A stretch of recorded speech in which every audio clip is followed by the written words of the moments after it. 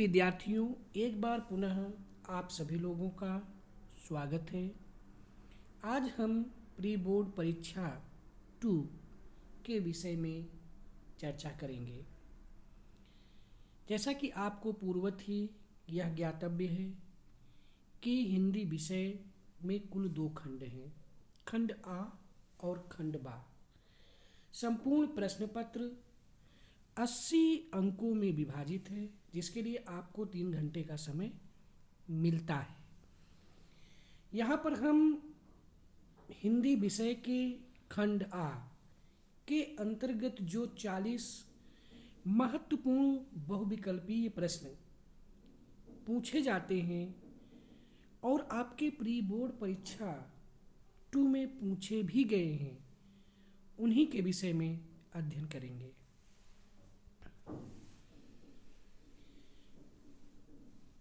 खंड आ वस्तुपरक प्रश्न।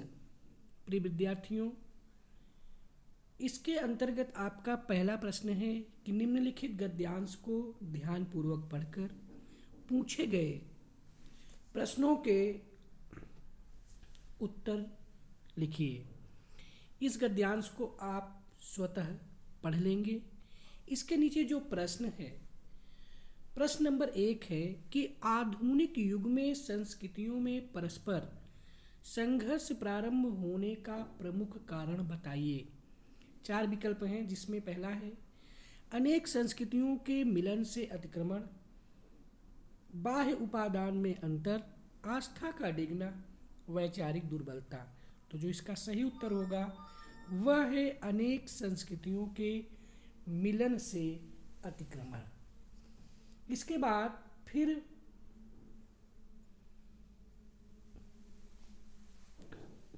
दूसरा प्रश्न है अविवेकी अनुकरण किसका पर्याय है। विवेकी माने होता है बुद्धिमान। बुद्धिमान वही व्यक्ति होता है जिसमें ज्ञान होता है, और अविवेकी वह व्यक्ति होता है जिसमें अज्ञानता होती है। तो प्रश्न यह पूछा गया है कि अविवेकी अनुकरण किसका पर्याय है। पर्याय मतलब समानार्थी शब्द।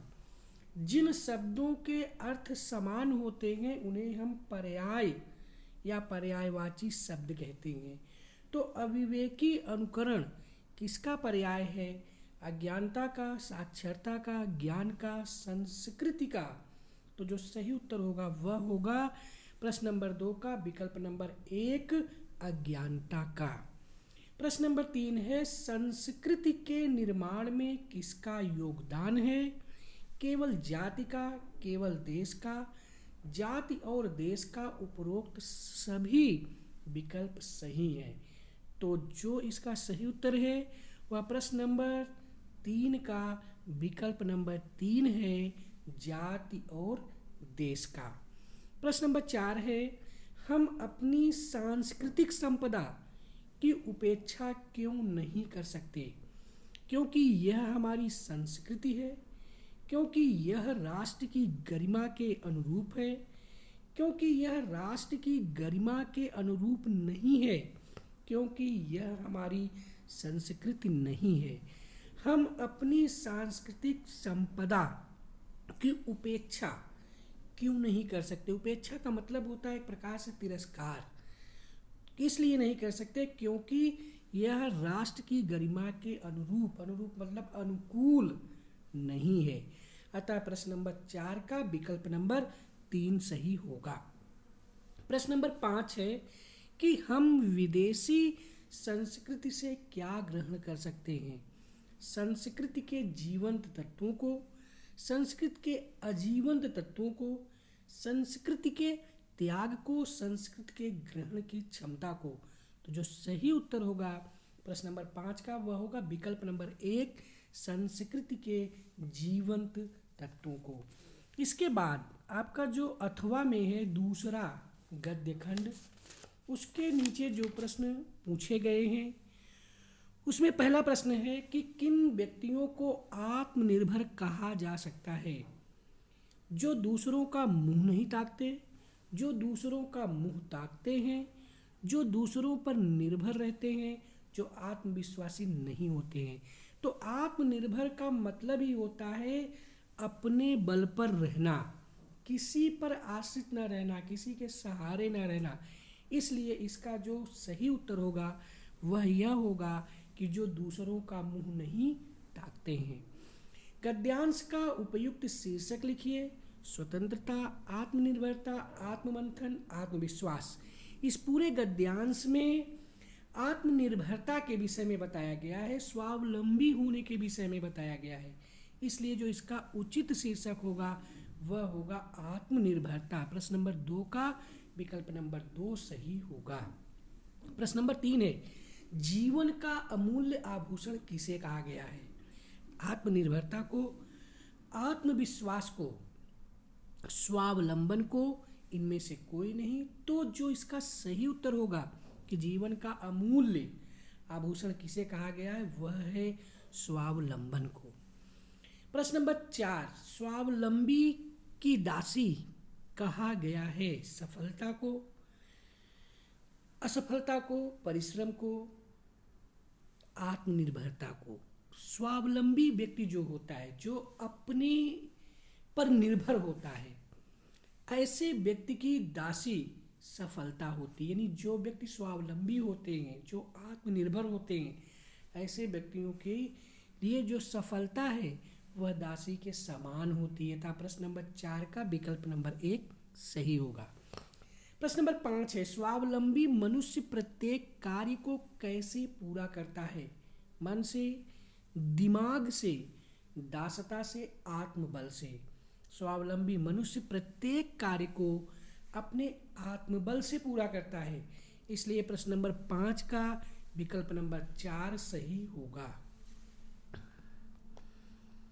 इसके बाद फिर अपठित काव्यांश है। काव्यांश को आप स्वयं पढ़ लेंगे। उसके नीचे जो प्रश्न पूछे गए हैं हम उन प्रश्नों के उत्तर के विषय में चर्चा करेंगे।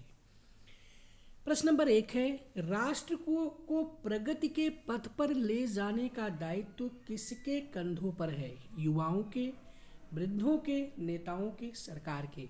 तो जो इसका सही उत्तर होगा वह होगा युवाओं के, क्योंकि कोई भी राष्ट्र विकास के पथ पर तभी आगे बढ़ सकता है जब उस राष्ट्र के युवा जो है राष्ट्र के प्रति अपनी जिम्मेदारी को अपने कंधों पर उठाते हैं। तो प्रश्न नंबर 1 का विकल्प नंबर 1 सही होगा। प्रश्न नंबर 2 है, किन बातों को कायरों की सी बातें कहा गया है? कठिनाइयों से घबराना, कठिनाइयों को दूर करना, कठिनाइयों का सामना करना, कठिनाइयों का विरोध करना। तो जो कायर व्यक्ति होते हैं वो हमेशा कठिनाइयों से घबरा जाते हैं, उनका डटकर मुकाबला नहीं करते हैं। अतः प्रश्न नंबर 2 का विकल्प नंबर 1 सही होगा।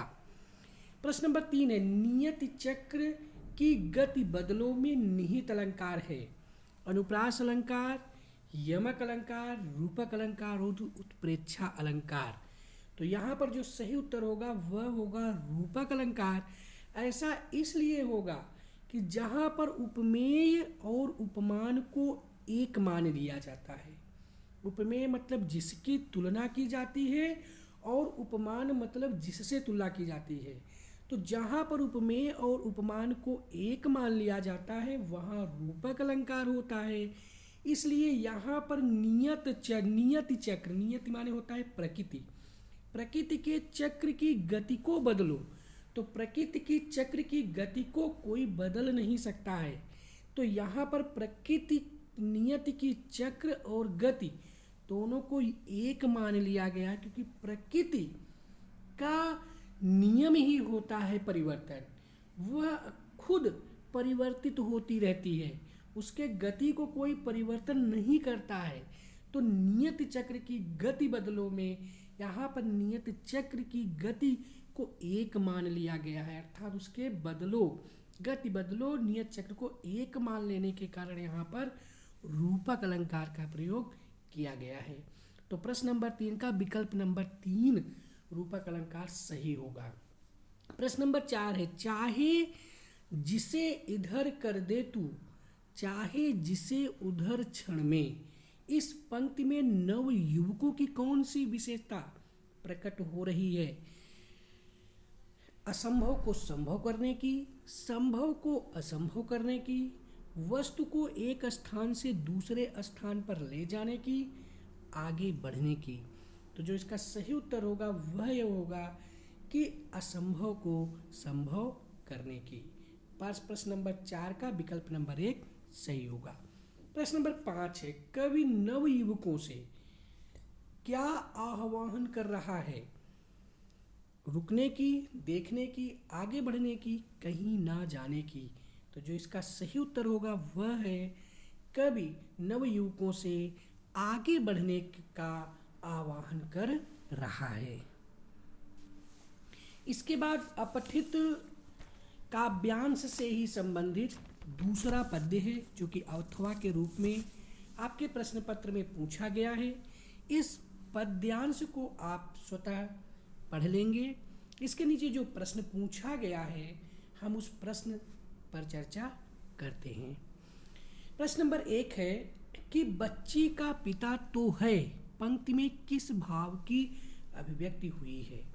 बच्ची के प्रति लगाव, बच्ची के प्रति जिम्मेदारी, बच्ची के प्रति रोष, बच्ची के प्रति क्रोध। इस पंक्ति में जब कवि ये कहता है कि बच्ची का पिता तो है, तो इस पंक्ति से निश्चित रूप से यहाँ पर वात्सलता के भाव जागृत हो रही, पुत्रवत या पुत्रीवत संतान विषयक प्रेम उत्पन्न हो रहा है। और संतान विषयक प्रेम तभी उत्पन्न होता है जब माता पिता को या बड़ों को छोटों से लगाव होता है। तो ऐसी स्थिति में प्रश्न नंबर 1 का जो सही ऑप्शन होगा वह होगा बच्ची के प्रति लगाव। प्रश्न नंबर 2 है, ड्राइवर झटका क्यों खा गया? चूड़ियों को देखकर, उसे अपनी बिटिया की याद आ गई थी, उसे अपना घर याद आ रहा था, उसे बच्ची की याद आ गई थी। तो जो सही उत्तर है वह है विकल्प नंबर 3, उसे अपनी बिटिया की याद आ गई थी। खा गया मानो झटका में निहित अलंकार का नाम बताइए। उपमा, रूपक, अनुप्रास, उत्प्रेक्षा। तो जो सही उत्तर होगा वह होगा उत्प्रेक्षा अलंकार। जहाँ उपमेय में उपमान की संभावना या कल्पना की जाती है वहाँ पर उत्प्रेक्षा अलंकार होता है। जनु, जानो, मानो, जनहु, मनहु, ये सभी इसके पहचान के शब्द हैं। तो इस पंक्ति में स्पष्ट रूप से मानो शब्द यह अंकित है, इसलिए खा गया मानो झटका इस पंक्ति में उत्प्रेक्षा अलंकार का प्रयोग किया गया है। तो प्रश्न नंबर 3 का विकल्प नंबर 4 सही होगा। बस में चूड़ियां किसने लटकाई थी? पिता ने, ड्राइवर ने, कवि ने, बच्ची ने। तो बस में चूड़ियां बच्ची ने लटकाई थी, अतः प्रश्न नंबर 4 का विकल्प नंबर 4 सही होगा। ड्राइवर से कौन प्रश्न पूछ रहा है? उसकी बच्ची, कवि, लेखक, पिता। तो जो इसका सही उत्तर है वह है कवि। ड्राइवर से कवि प्रश्न पूछ रहा है। प्रश्न नंबर इसके बाद है 3। यहाँ से हमारा व्याकरण पोर्शन शुरू हो जाता है। 10वीं कक्षा में 16 अंकों का व्याकरण से संबंधित प्रश्न निर्धारित हैं। तो आइए इस पर हम लोग चर्चा करते हैं। निम्नलिखित 5 प्रश्नों में से किन्हीं 4 के उत्तर दीजिए। यहाँ पर आपको यह करना है, सबसे पहले तो आप 5 प्रश्नों को पढ़ेंगे ध्यान से। इसके बाद आप विकल्प के रूप में चुनेंगे कि हम ऐसे किन 4 प्रश्नों को हल करें जो कि हमारे चारों प्रश्न सही हों, क्योंकि यहाँ पर आपको 5 प्रश्नों में से केवल 4 ही प्रश्न करने हैं, मतलब विकल्प के रूप में एक प्रश्न मिल रहा है। इसलिए आपको उसमें से यह चयन करना है कि जो प्रश्न आपको सरल लगे आपको उसी प्रश्न का उत्तर देना है। तो पहला प्रश्न है कि संज्ञा उपवाक्य किसका भेद है? तो संज्ञा उपवाक्य मिश्र वाक्य का, विशेषण उपवाक्य का, संयुक्त वाक्य का, सरल वाक्य का। तो आपने पढ़ा है कि जो संज्ञा उपवाक्य है वह मिश्र उपवाक्य का भेद है। मिश्र वाक्य के तीन उपवाक्य होते हैं, जिसमें पहला है संज्ञा उपवाक्य, दूसरा है विशेषण उपवाक्य और तीसरा है क्रिया विशेषण उपवाक्य। तो संज्ञा उपवाक्य यह मिश्र वाक्य का भेद है। तो प्रश्न नंबर 1 का विकल्प नंबर पहला अर्थात 1 सही होगा, मिश्र वाक्य। प्रश्न नंबर 2 है, वह परिश्रम करता है लेकिन उसका लाभ नहीं मिलता है। वाक्य के लिए उचित सरल वाक्य होगा, वह परिश्रम करता है पर उसे उसका लाभ नहीं मिलता। यहाँ पर शब्द है, इसका मतलब है कि यह मिश्र वाक्य के अंतर्गत है। उसे परिश्रम करना पड़ता था पर उसे लाभ नहीं मिलता, यहाँ पर भी पर शब्द है। वह परिश्रम करता है इसलिए उसे लाभ नहीं मिलता, यहाँ पर आपका क्या है, मिश्र वाक्य है। इसके बाद उसको अपने परिश्रम का लाभ नहीं मिलता, यह सरल वाक्य है। अतः प्रश्न नंबर 3 का जो दूसरा है, मतलब तीसरे के दूसरे प्रश्न का विकल्प नंबर 4 सही होगा। प्रश्न नंबर 3 है, आपकी वह किताब कहाँ है जो आपने वहाँ रखी थी। रेखांकित उपवाक्य का भेद लिखिए। विशेषण उपवाक्य, क्रिया विशेषण उपवाक्य, संज्ञा उपवाक्य, प्रधान उपवाक्य। तो यहाँ पर आप देखेंगे आपको यह बताया गया था ट्रिक, जहाँ पर जो शब्द हो, जिसे हो, जिनसे हो, जिनको हो, जिन्होंने हो, ये सभी जो आपको शब्द मिल रहे हैं, शब्दांश, ये सभी विशेषण उपवाक्य के पहचान हैं। जो, जिसे, जब, जहाँ, जिससे, जिनसे, जिन्होंने, वहाँ पर आपका विशेषण उपवाक्य होता है। अतः प्रश्न नंबर 3 का विकल्प नंबर 1 सही होगा, विशेषण उपवाक्य। क्रिया विशेषण उपवाक्य का यह पहचान नहीं है। क्रिया विशेषण उपवाक्य में बताया गया था आपको, जैसे, तैसे, जैसा, वैसा, जिनसे, जिन्होंने, इस तरह के आते हैं। तो अब इसके बाद संज्ञा उपवाक्य में कि शब्द जहाँ पर आता है वाक्य के बीच में, वहाँ पर संज्ञा उपवाक्य होता है। इसके बाद प्रश्न नंबर 4 है कि सरल वाक्य में एक कर्ता और एक क्रिया का होना आवश्यक है। तो बहुत सरल प्रश्न है, तो इसमें विकल्प नंबर 2 सही होगा, क्रिया। प्रश्न नंबर 5 है, उसने कहा वह जयपुर जा रहा है। वाक्य का उचित मिश्र वाक्य होगा, उसने कहा वह जयपुर जा रहा है। उसने कहा कि वह कल जयपुर जाएगा। उसने अपने जयपुर जाने के बारे में कहा, वह कल जयपुर जाएगा, उसने ऐसा कहा। उसने कहा था वह कल जयपुर जाएगा, तो इसका जो सही होगा उत्तर वह होगा विकल्प नंबर 1, उसने कहा कि वह कल जयपुर जाएगा।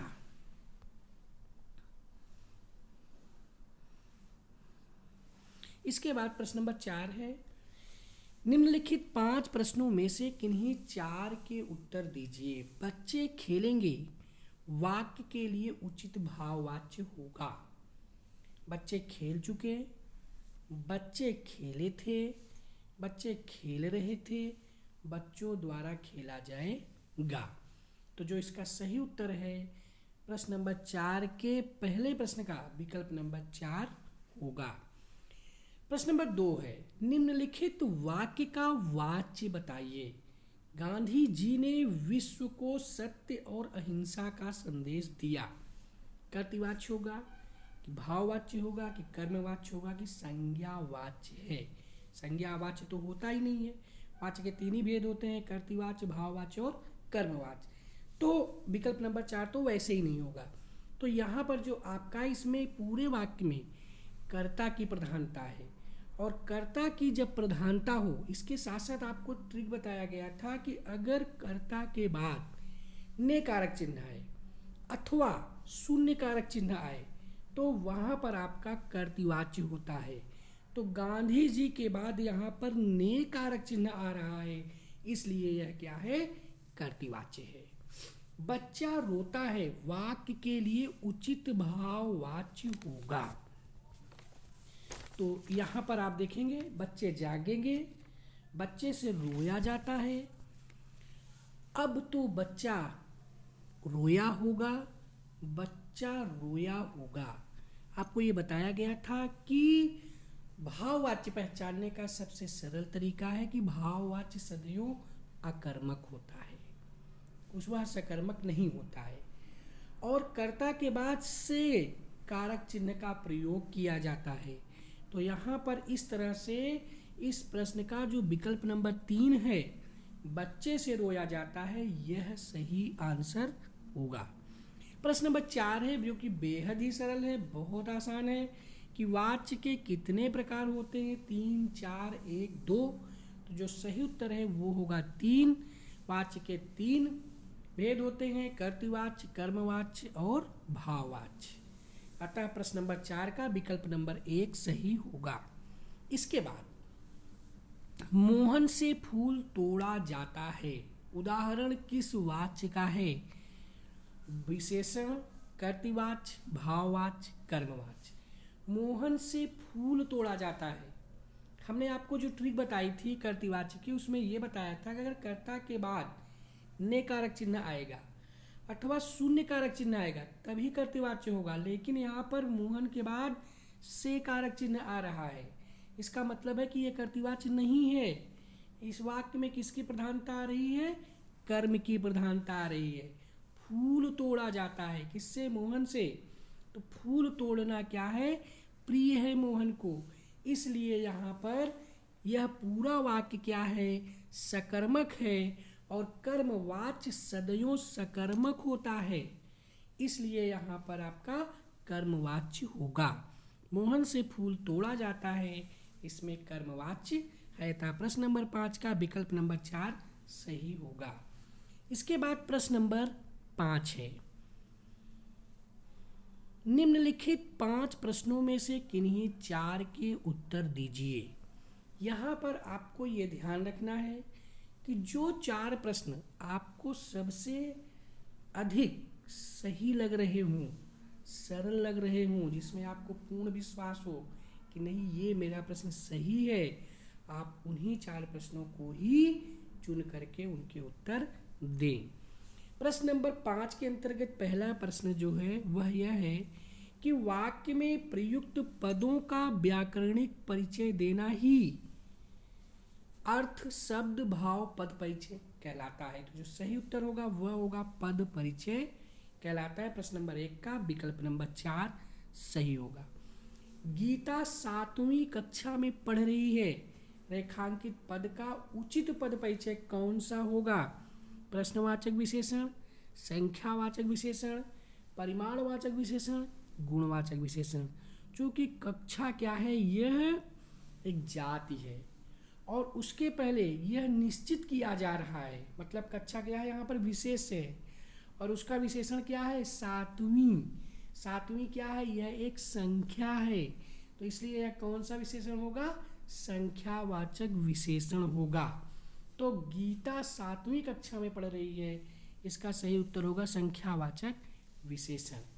प्रश्न नंबर 2 का विकल्प नंबर 3 सही होगा।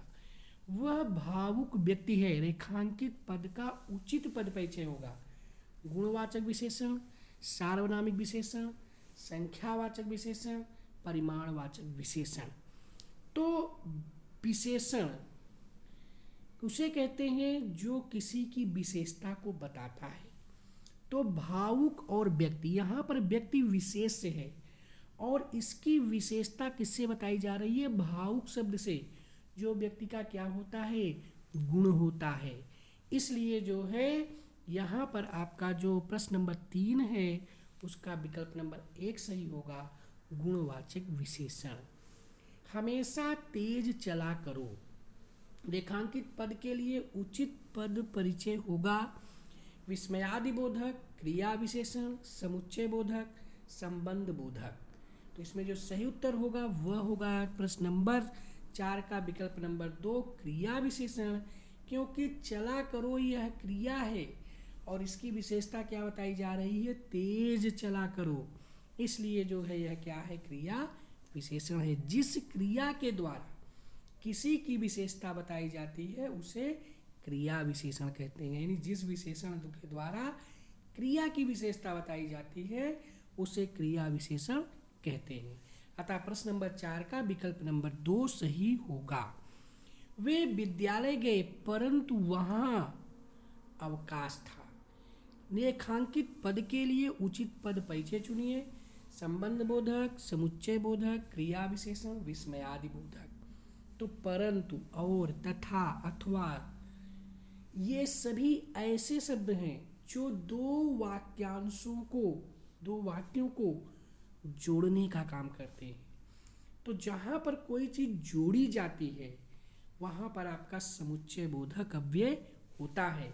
तो वे विद्यालय गए परंतु वहां अवकाश था, यहाँ पर दो वाक्यों को जोड़ने का काम किया जा रहा है, इसलिए यह समुच्चय बोधक है। था प्रश्न नंबर 5 का विकल्प नंबर 2 सही होगा।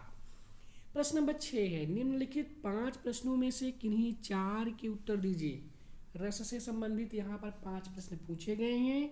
आपको उन 5 प्रश्नों में से केवल 4 प्रश्नों के ही उत्तर देने हैं।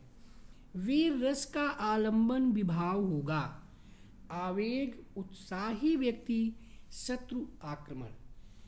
आलंबन का शाब्दिक अर्थ होता है कारण या सहारा, जिसके कारण वीरता का भाव उत्पन्न होता है उसे ही कहा जाता है आलंबन। तो यहां पर वीरता का भाव किसके कारण उत्पन्न होता है, शत्रु के कारण उत्पन्न होता है। उत्साही व्यक्ति इसका ऑप्शन नहीं सही होगा, क्योंकि वीर रस का स्थायी भाव उत्साह होता है जो व्यक्ति के अंदर उत्पन्न होता है, लेकिन किसके कारण उत्साह उत्पन्न होता है, वो शत्रु के कारण होता है। ठीक, तो यहां पर जो आपका सही उत्तर होगा वह उत्साही व्यक्ति नहीं होगा, अपितु उत्साही व्यक्ति के जगह पर शत्रु होगा, क्योंकि वीर रस, वीरता का भाव व्यक्ति के अंदर तब उत्पन्न होता है जब वह अपने सामने अपने शत्रु को खड़ा हुआ देखता है। तो शत्रु के कारण ही वीर रस की उत्पत्ति होती है, वीरता की उत्पत्ति होती है। इसलिए वीर रस का जो आलंबन विभाव होगा वह शत्रु होगा। अतः प्रश्न नंबर 6 के प्रश्न नंबर 1 का विकल्प नंबर 3 सही होगा। प्रश्न नंबर 2, श्रृंगार रस में बिछुड़ने वाले पक्ष को क्या कहते हैं? बेहद सरल उत्तर है इसका, वियोग, संयोग, सहयोग, दुर्योग। तो जो सही उत्तर होगा वो होगा वियोग। विभाव, अनुभाव और संचारी भाव की सहायता से रस रूप में क्या परिवर्तित हो जाते हैं? तो विभाव, अनुभाव, संचारी भाव की सहायता से रस के रूप में क्या परिवर्तित होते हैं? तो विभाव, व्यभिचारी भाव, भाव, संचारी भाव, अस्थाई भाव। तो सही उत्तर होगा इसका विकल्प नंबर 4, अस्थाई भाव। किलकट कान घुटुरवन आवत, पंक्ति का अस्थाई भाव क्या है? इस पूरे पंक्ति में वात्सल्य रस के विषय में चर्चा की गई है। अब वात्सल्य रस का अस्थाई भाव वत्सल होता है, अतः विकल्प नंबर 3 सही होगा, वत्सल। तुझे विदा कर एकाकी अपमानित सा रहता हूँ बेटा, दो आंसू आ गए समझता हूँ उनसे बहता हूँ बेटा। पंक्तियों में प्रयुक्त रस क्या है? रौद्र रस। क्रोध की कहीं भी बात नहीं हो रही है, इसलिए रौद्र रस बिल्कुल नहीं होगा। इस पंक्ति में आंसू आ गए समझता हूँ उनसे कहता हूँ बेटा, हास्यात्मक भी नहीं है, इसलिए हास्य रस भी नहीं होगा। वीरता की तो चर्चा ही नहीं की गई इस पूरे पंक्ति में, तो इसका मतलब है बचता हमारे पास कौन सा रस है? करुण रस है। अतः तुझे विदा कर एकाकी अपमानित सा रहता हूँ बेटा, दो आंसू आ गए समझता हूँ उनसे बहता हूँ बेटा। इन पंक्तियों में जो प्रयुक्त रस है वह है करुण रस। अतः जो है यहाँ पर प्रश्न नंबर 6 के 5वें प्रश्न का विकल्प नंबर 4 सही होगा। इसके बाद फिर प्रश्न नंबर 7, यहाँ से आपका पठित गद्यांश से संबंधित प्रश्न प्रारंभ होते हैं। पठित का मतलब जिन्हें आप पढ़े हैं, यानी क्षितिज जो आपकी पाठ्य पुस्तक है उसके गद्य खंड से संबंधित प्रश्न यहाँ पर पूछे गए हैं। तो यहाँ पर क्षितिज गद्य खंड का एक पैराग्राफ दिया हुआ है। उस पैराग्राफ के नीचे जो प्रश्न है हम उन्हीं के विषय में चर्चा कर रहे हैं। आप इसके गद्य खंड को स्वतः पढ़ लीजिएगा। लेखक के मुंह में पानी क्यों आ रहा था? खीरे को देखकर। उन्हें बीमारी थी भूख के कारण। नवाब साहब को देखकर। जब हम किसी भी खाने पीने की चीज को देखते हैं तो निश्चित रूप से उसे देख करके हमारे मुंह में पानी आ जाता है। ठीक उसी प्रकार से नवाब साहब ने जब खीरे को देखा तो उनके मुंह में पानी आ गया था। तो प्रश्न नंबर 1 का विकल्प नंबर 1 सही होगा, खीरे को देखकर। प्रश्न नंबर 2 है, नवाब साहब ने खीरे का रसास्वादन कैसे किया? खिड़की से फेंककर, खाकर, लेखक को खिलाकर, सूंघकर। तो सही उत्तर होगा इसमें विकल्प नंबर 4 सूंघकर। प्रश्न नंबर 3, लेखक ने नवाब साहब को खीरे के लिए ना क्यों कहा? उन्हें खीरा पसंद नहीं था, मैदा कमजोर होने के कारण, आत्मसम्मान बचाने के लिए, मनाही के कारण। तो जो सही उत्तर होगा वो होगा विकल्प नंबर 3 आत्मसम्मान बचाने के लिए। इसके बाद फिर अगला प्रश्न है, नवाब साहब की पलकें क्यों मूंद गई? स्वाद के आनंद में, खीरे की चमक से, खीरे की सुगंध से, मुंह में पानी आने से। सही उत्तर होगा स्वाद के आनंद में। तलब शब्द का क्या अर्थ है? पानी, संयम, जरूरत, सुगंध। तो तलब शब्द का अर्थ है जरूरत यहाँ पर, अतः प्रश्न नंबर 5 का विकल्प नंबर 3 सही होगा। निम्नलिखित प्रश्नों में से किन्हीं 2 के सही विकल्प चुनकर लिखिए। यहाँ पर भी आपके सामने 3 प्रश्न हैं, 3 में सिर्फ आपको 2 ही प्रश्नों के उत्तर देने हैं। तो जो 2 प्रश्न आपको सरल लगे, आपको सही लगे, आप उन्हीं 2 ही प्रश्नों को ही हल करें। हालदार साहब को मूर्ति का कौन सा आइडिया रियल लगा? रियल मतलब वास्तविक लगा। तो यहाँ पर जो सही 4 ऑप्शन है उसमें से मूर्ति की टोपी, मूर्ति का कोट, मूर्ति पर असली फ्रेम का, कोट के बटन। तो हालदार साहब को मूर्ति का पर असली फ्रेम का चश्मा वाला जो आइडिया लाए यह उन्हें रियल लगा, क्योंकि जो नेताजी की मूर्ति थी वो संगमरमर के पत्थर से बनी हुई थी, लेकिन उस मूर्ति पर जो चश्मा लगा हुआ था वो रियल चश्मा लगाया गया था। वो संगमरमर के पत्थर से बनी हुई चश्मा उन्हें नहीं लगाया गया था। इस तरह प्रश्न नंबर 8 के प्रश्न नंबर 1 के अंतर्गत तीसरा विकल्प सही होगा। प्रश्न नंबर 2 है, फादर कामिल बुल्के के शोध प्रबंध के दौरान प्रयाग विश्वविद्यालय के हिंदी विभागाध्यक्ष कौन थे? तो इसका सही उत्तर है जो है doctor Raghuvansh, doctor Satyaprakash, doctor Nirmala Jain, doctor Dhirendra Verma. तो सही उत्तर है डॉक्टर धीरेन्द्र वर्मा। मातरलिंग के किस प्रसिद्ध नाटक का अनुवाद फादर बुल्के के द्वारा किया गया था? पैलेस एंड मिलसेंडे, blue bird, blind the blind. तो जो सही उत्तर होगा वो होगा ब्लू बर्ड। प्रश्न नंबर 9 है, निम्नलिखित काव्यांशों को पढ़कर पूछे गए प्रश्नों के उत्तर दीजिए। तो आप इसके पाठ्यांश को पढ़ लेंगे। इसके अंतर्गत जो पूछे गए प्रश्न हैं उन पर हम चर्चा करते हैं। कवि ने किस महीने की सुंदरता का वर्णन किया है? सावन, बसंत, फागुन, ग्रीष्म। तो जो इसका सही उत्तर होगा वो होगा विकल्प नंबर 3, कवि ने फागुन महीने की सुंदरता का वर्णन किया है। पाट पाट का मतलब होता है जगह जगह। पाट पाट शोभा श्री पट नहीं रही है। पट नहीं रही मतलब समा नहीं रही है। पंक्ति में पाट पाट का क्या अर्थ है? जगह जगह, समाना, प्रकृति, बादल। तो जो सही उत्तर है वह है जगह जगह। सांस लेना किस स्थिति का परिचायक है? सुगंधित हवाओं का, जिंदा रहने का, बादल गरजने का, जगह का। तो सांस लेना, चूंकि फागुन के महीने में प्रकृति की सुंदरता चारों तरफ फैली हुई है, फूल खिले हुए हैं जो अपनी सुगंध को बिखेर रहे हैं, तो यहाँ पर सांस लेने का जो अर्थ है, जो तात्पर्य है, वह है सुगंधित हवाओं का। प्रश्न नंबर 4 है, शोभाश्री का क्या अर्थ है? प्रकृति सौंदर्य से भरिपूर्ण, सौंदर्य जगह जगह शोभाश्री। इस शब्द का जो अर्थ है वह है, श्री माने होता है सुंदरता, शोभा श्री मतलब सौंदर्य से भरपूर। प्रश्न नंबर 5 है, किस पर से आंख नहीं हटती?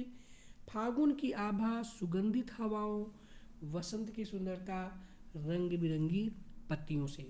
अब यहाँ पर जो ये प्रश्न है, किस पर से आंख नहीं हटती? हम जो चीज़ हमें दिखाई देती है, हम उसी वस्तु को देखते हैं, और जब उस वस्तु को देखते हैं तो वो वस्तु में इतनी सुंदर लगती है कि हमारी आंखें उस वस्तु की तरफ से नहीं हटती हैं।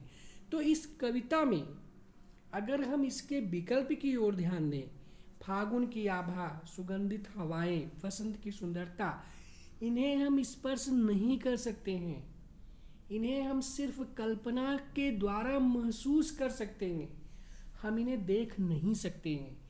लेकिन जो रंग बिरंगी पत्तियां हैं, हम इन्हें स्पर्श भी कर सकते हैं, हम इन्हें देख भी सकते हैं, और हम इनकी सुगंध को महसूस भी कर सकते हैं। तो जो यह 4 विकल्प दिया गया है यहाँ पर कि किस पर से आंख नहीं हटती है, फागुन की आभा से, सुगंधित हवाओं से, बसंत की सुंदरता से, इन तीनों के अतिरिक्त जो चौथा विकल्प है रंग बिरंगी पत्तियों से, यह विकल्प सबसे ज़्यादा सही है, क्योंकि हमारी आंखें उसी दृश्य की ओर से नहीं हटती हैं जिस दृश्य को हम देखते हैं, और जो रंग बिरंगी पत्तियां हैं ये हमें दिखाई देती हैं, हम इन्हें देख सकते हैं, इसलिए हमारी आंखें यहाँ से इनकी ओर से नहीं हटती हैं। अतः प्रश्न नंबर जो 5 है कि किस पर से आंख नहीं हटती है, उसका सही उत्तर होगा विकल्प नंबर 4, रंग बिरंगी पत्तियों से। फागुन की आभा यह विकल्प नहीं सही होगा। प्रश्न नंबर 10 है, निम्नलिखित प्रश्नों के उत्तर सही विकल्प चुनकर दीजिए। तो यहाँ पर पहला प्रश्न है, परशुराम जी के गुरु कौन थे जिनके ऋण से वे उऋण होना चाहते थे? वाल्मीकि, विष्णु, शिव, ब्रह्मा जी। तो जो परशुराम के गुरु थे वो भगवान भोलेनाथ, शिव शंकर जी थे। अतः 10वें प्रश्न के अंतर्गत पहले प्रश्न का विकल्प नंबर 3 सही होगा, शिव। ऋतुराज के आधार पर बताइए, दुख बांटना का अर्थ है। दुख बांटना, किसी को दुख पहुंचाना, दुख की चर्चा करना, दुख को समझ पाना।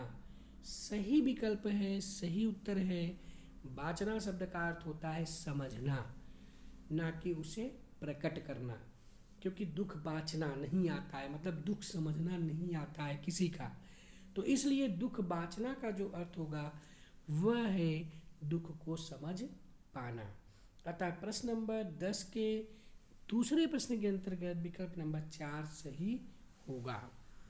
तो प्रिय विद्यार्थियों, इस तरह से प्री बोर्ड 2 के अंतर्गत जो महत्वपूर्ण 40 प्रश्न वस्तुनिष्ठ खंड आ के अंतर्गत पूछे गए थे, उनके उत्तरों के विषय में हमने जाना, समझा। आज के लिए बस इतना ही। जय भारत, जय हिंद।